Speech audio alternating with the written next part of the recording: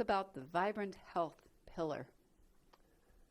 Jivant Sharira, which means vibrant health. So this is our fourth pillar of the four pillars of joy in daily living. And again, I just want to remind you that this pillar has as its foundation the first three pillars. Right? They're all integrated. So Jivant Sharira, vibrant health. Here we understand that the body is the temple in which God resides. Your body is the temple in which you reside. Because you are God, you are the self, you are that. I also like to say that the body is like your biological spacesuit. And I use that analogy for a reason. Astronauts wear spacesuits. And when an astronaut is getting ready to go into space, they bring out the spacesuits. Someone has examined the spacesuits, and then they say, okay, here's your spacesuit. The astronaut does not just simply put on the spacesuit. The astronaut examines that spacesuit down to every small detail.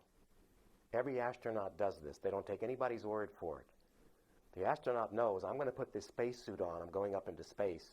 If something's wrong with the spacesuit, I'm responsible, not the person who just told me the spacesuit is fine, not the person who made the spacesuit. I'm responsible for catching any problem with the spacesuit before I put this thing on, right? And so that's why I like to use this analogy, your biological spacesuit, because everyone should be like the astronaut. What I mean by that is that, again, we have this experience here. It's true in our case studies and our research as well. Most people treat their cars and their cell phones better than they do their bodies. This is absolutely true. And it's kind of incredible if you really think about it. Secondly, most people, the majority of people, have almost no knowledge of how their bodies function. None. What do I mean by that? Well, sure, we're taught some degree of biology in school, but really you have to know how your cells function. If you don't fix the cell, you'll never get well and stay well. This is very, very important to remember. So our focus in this fourth pillar, and we have a good deal of instruction and leadership that we offer in this regard, the focus is to first help people to understand first that if you're ill or if you're suffering from a disease, you are responsible for having contracted that illness or disease. Now, a lot of people don't like to hear this, and I understand. But again, ultimately, you are responsible for your biological spacesuit. And if it breaks down, you are responsible for that breakdown. Now, a lot of people will say, well, you know, it's all genetic inheritance. Now, this is not true. This has been debunked. It's absolutely certain now, we know this without a doubt.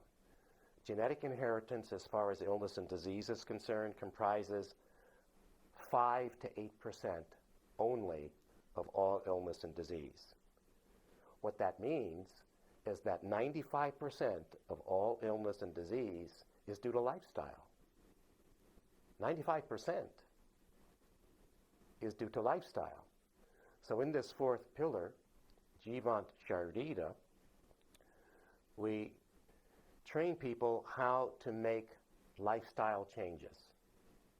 Keep in mind, of course, this pillar is based on the first three.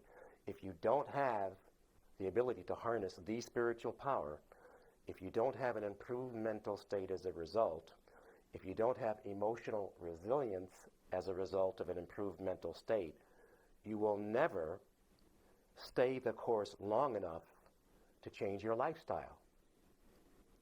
Lifestyle changes require massive action over an extended period of time. Now, I know I was over 300 pounds at one point. My ideal weight range for my height is 140 to 189. So I was morbidly obese. Obesity is a gateway disease, by the way. So as I became morbidly obese, I got sick with other illnesses. I had lung problems. I had problems with my heart. I developed type 2 diabetes, which I eventually cured. But I had all these other diseases that came on as a result of being morbidly obese. Because I took my own body for granted, and I put things into my body that one should never put into the body. You know, I had a little bit of coffee with my sugar. I had a little bit of fruit juice with my sugar. Things like this. I ate foods that were horrible for my cells and organs. And I did so, with great ignorance and with great bliss. I shoved stuff down my mouth. And the other thing is I was eating constantly. People eat constantly. The body is not made to be constantly shoving food in the body. 2 or 3 squares a day is enough, and people shouldn't snack in between. It's not good for the blood sugar. It's not good for the cells. And so in this 4th pillar, we have instruction and methods that we give to help people change the lifestyle that created the illness. Why do I say this? Because you have to be able to get to the root cause. And most people are just so used to treating the symptoms only. People go through life simply treating symptoms. If you're going to have vibrant health, you have to get to the root cause of what's ailing you. To do that, there's only one direction you need to go, and that's the cell. If you don't fix the cell, you'll never get well and stay well. So in this 4th pillar of vibrant health, we support people in making the lifestyle changes necessary that are going to support optimal cellular function. OXPHOS, it's called, oxidative phosphorylation, OXPHOS, so that the cells are oxygenated and breathing optimally. This requires something called cellular nutrition. So most people simply eat for taste. We've been trained to do that. This is a matter of, now if you go back to the ark, right? So most people are eating in the way that their parents ate. And then that's where we get this wrong understanding about genetic inheritance, right? People think, well, you're sick, you got this disease, you inherited it from your parents. That's not what happened. What you inherited is your parents' lifestyle, right? You were raised on the lifestyle of your parents. That's the issue. That's what has to be changed, and it can be changed effectively. But we look at the cell. So what's required for optimal cellular function? Well, we know that cells need optimal nutrition.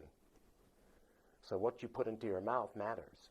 And it's very important for you to understand how what you eat and drink is going to impact your cellular function. That's the first thing. And so we have a whole series of instruction about this. To eat for cellular nutrition, and it doesn't mean that you don't eat for taste. You can have taste and cellular nutrition, both. But you've got to eat for cellular nutrition first to optimize the function of your cells. And then what else causes cells to downregulate? What else causes cells to lack function and to eventually go rogue?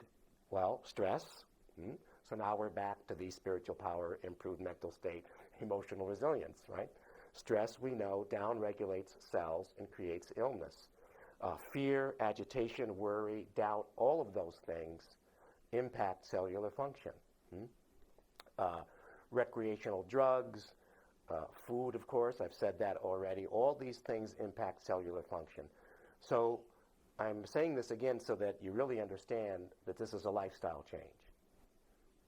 Once the lifestyle changes, it's entirely possible. And now, impossible with respect to vibrant health, but we also know through the science of epigenetics, epigenetics means above genetics. Now, epigenetics is a science that is now completely embraced. It's about 20 years old, and epigenetics is based on the fact that if you change through lifestyle the function of your cells, you can even overcome a great deal, if not most, of any genetically inherited illness or disease. All of my family, on both sides, became type 2 diabetic, late 30s, early 40s, all of them. Now, I lived the lifestyle of my mother, so I developed type 2 diabetes early on in my life. I'm completely cured of it now. Doctors said it would never happen. They said there's no way because it's a genetic inheritance. It was not a genetic inheritance. It was a lifestyle inheritance. That I was leading the lifestyle, eating the foods that I was raised on, that my mother ate and enjoyed. That's what I inherited.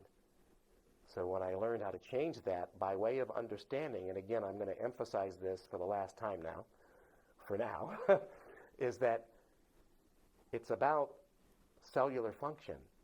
You've got to understand, every individual has the responsibility of understanding the biological spacesuit, which is optimized by the function of your cells. You have to understand how your cells function, at least a basic understanding of how your cells function, what downregulates cellular function with respect to your lifestyle. That can be everything from stress to lack of sleep, to too much stress on the body, to the foods you eat, etc.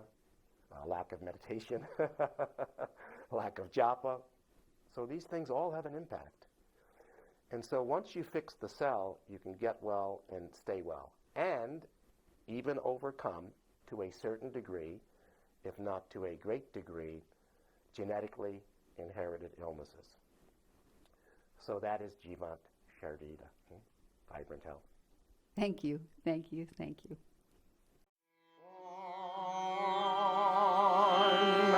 Nam